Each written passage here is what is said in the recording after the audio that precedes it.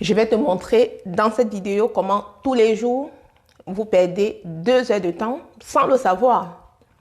Et je vais te présenter la solution pour pouvoir récupérer ces 2 heures de temps perdus parce que le temps est précieux, il faut savoir le capitaliser.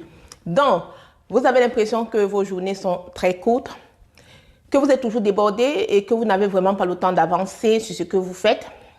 En réalité, ce n'est pas qu'une impression parce que tous les jours, vous perdez 2 heures de temps sans le savoir. Et dans cette vidéo, je vais t'expliquer comment, donc je vais identifier ce qu'on appelle les voleurs de temps et je vais te donner la solution pour pouvoir récupérer ce temps perdu.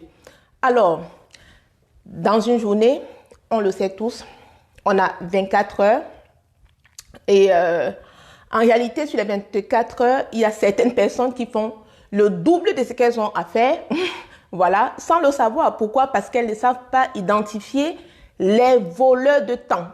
Voilà, il y a des personnes qui utilisent très mal leur temps. Donc, c'est quoi les voleurs de temps? Parce que c'est important de savoir les identifier. Les voleurs de temps sont partout. Ils sont sur votre téléphone.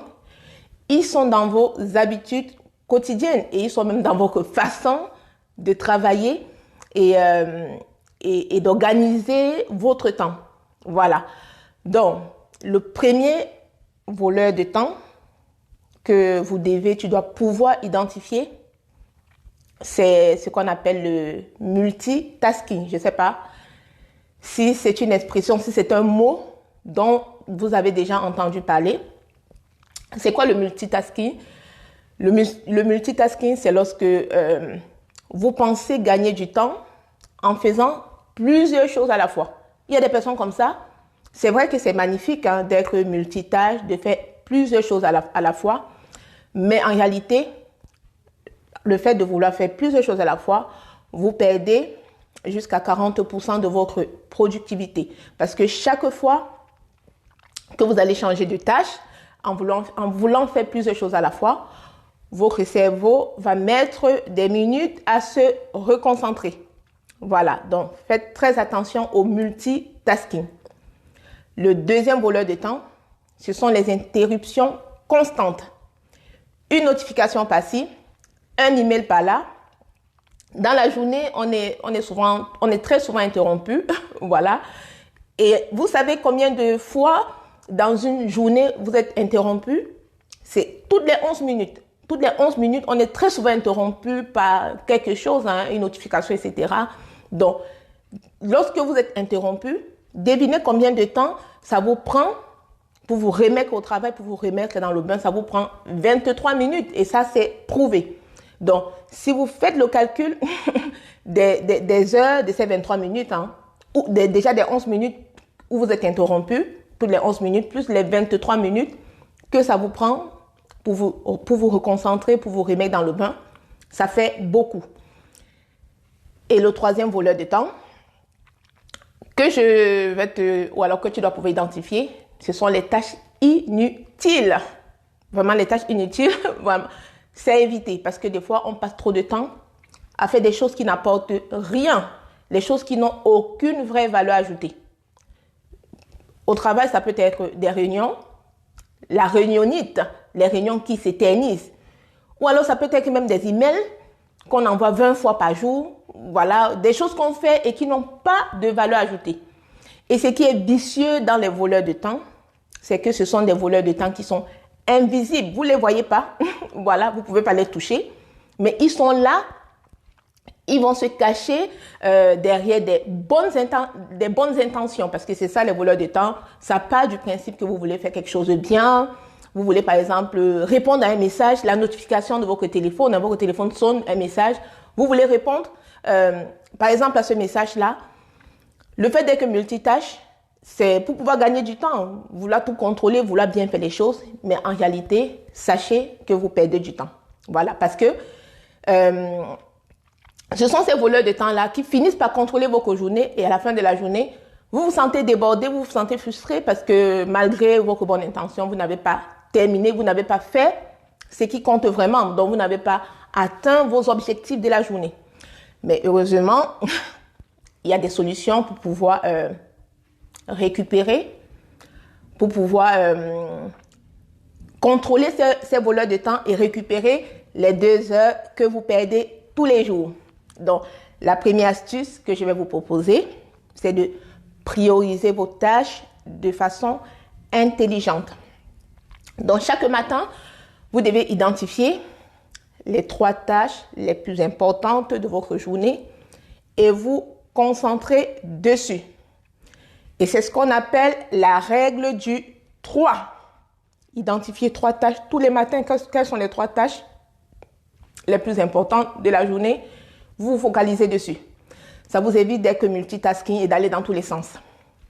La deuxième astuce, c'est d'éliminer les distractions. Tout ce qui vous distrait. Donc, par exemple, je vous conseille d'activer le mode ne pas déranger sur votre téléphone ou le mode silencieux, de fermer vos emails pendant vos sessions de travail, de fermer les fenêtres dont vous n'avez pas besoin parce que des fois, il y a certaines personnes qui travaillent, il y a 10 000 fenêtres ouvertes. Fermez toutes ces fenêtres-là. Mettez le téléphone en mode silencieux, ne pas déranger et ça vous permet de rester focus sur ce que vous avez à faire. La troisième astuce, c'est la méthode Pomodoro. Je ne sais pas si vous avez déjà entendu parler, c'est une méthode qui marche très bien. Moi, je l'applique chaque jour à mon travail.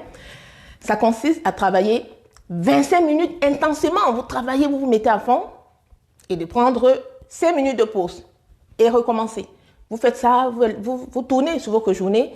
C'est une méthode qui est scientifiquement prouvée et qui va booster votre efficacité dans la journée. La quatrième astuce que je vais vous proposer, c'est d'automatiser et déléguer. C'est important. Donc, il faut arrêter de vouloir tout faire vous-même. Voilà, il faut vous concentrer sur ce que vous seul pouvez faire. Le reste, il faut savoir déléguer. Ça peut être une apprentie dans l'entreprise. Si c'est en famille, ça peut être aux enfants. Voilà, bref, il faut apprendre à déléguer. C'est ce que j'ai appris.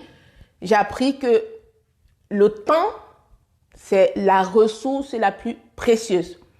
On ne peut pas acheter le temps. Voilà, parce que ce que je vous dis, les 2 heures, vous ne pouvez pas aller l'acheter. Mais on peut apprendre à bien utiliser son temps de façon intelligente.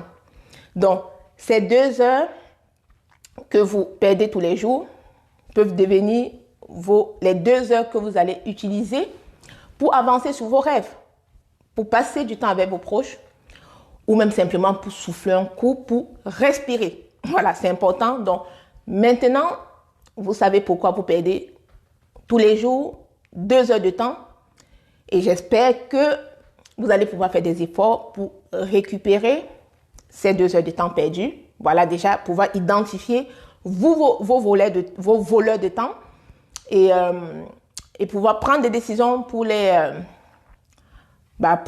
éloigner de vous, en fait, afin d'être focus sur vos objectifs. Parce que les meilleurs résultats viennent des petites actions simples qu'on répète tous les jours. Donc, je vous conseille, si vous voulez, d'adopter ces astuces-là et si vous mettez ces conseils en pratique, vous verrez que vos journées n'auront plus jamais le même goût. Vous verrez qu'à la fin de vos journées, vous aurez fait des choses beaucoup plus pertinentes pour vous.